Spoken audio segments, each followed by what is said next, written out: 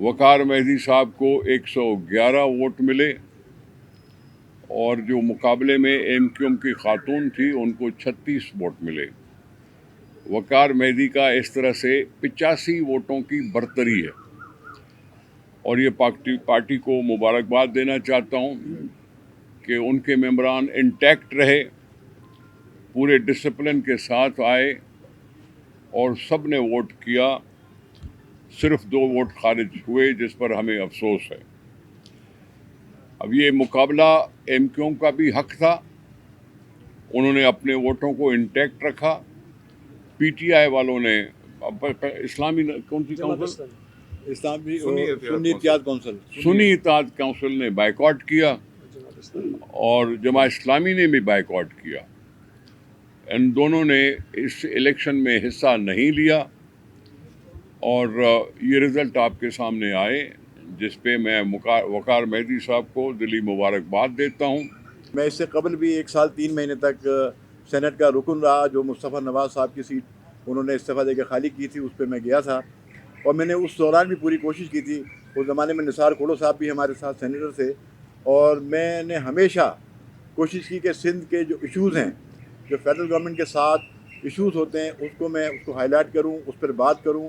और मैंने बिल्कुल दो टोक अंदाज में उनसे बात की और अब भी मैं अपने सिंध का मुकदमा हमेशा सेनेट में लड़ता रहूँगा, सिंध के आवाम का मुकदमा लड़ता रहूँगा, सिंध के इश्यूज़ पे बात करता रहूँगा, क्योंकि मैं सिंध से सेनेटर हूँ और मैं अपने सिंध के आवाम के साथ और बिलखुसूस अपनी लीडरशिप की जो मेरी पार्टी लाइन होगी, जो उनके पॉलिसी होगी, उस पर मैं इंशाल्लाह कारबंद रहूँगा। और मेरी पार्टी की लीडरशिप ने जो मेरे पे एतमाद किया है, मैं उस पर पूरा उतरने की भरपूर कोशिश करूँगा। पीएचडीपी के अंदर सिंध का हिस्सा बहुत कम रखा जाता है। निसार खोड़ो साहब जब एक्टिंग के मेंबर थे तो उस वक्त भी निसार साहब ने बहुत ही बेबाक अंदाज में सिंध का मुकदमा एक्टिंग में पेश किया और मैं पूरी कोशिश करूँगा कि पीएचडीपी के हवाले से जो सिंध का हक बनता है, क्योंकि सिंध जो है वो 70% से ज़्यादा रेवेन्यू देता है वफाक को। हमें यहाँ से 72% गैस निकलती है, हमें गैस की पूरी सहूलियात नहीं मिलती हैं यहाँ से।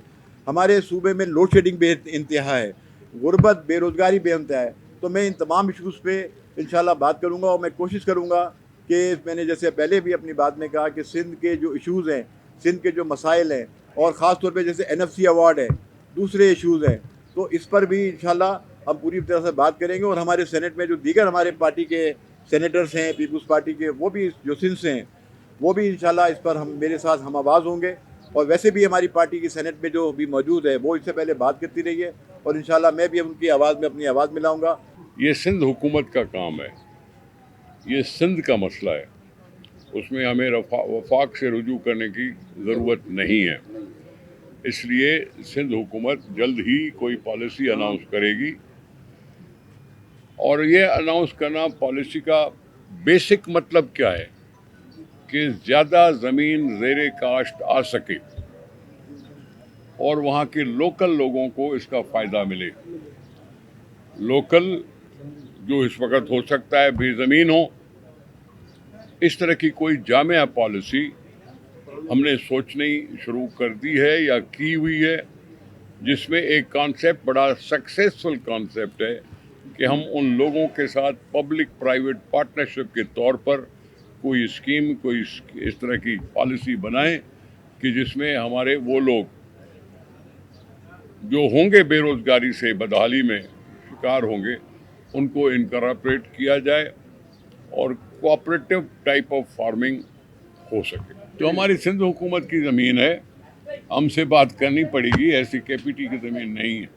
हम हमेशा इन बिल्डर्स को रोकते हैं, किसी के घर उजाड़ने के हम हिमायती नहीं बन सकते।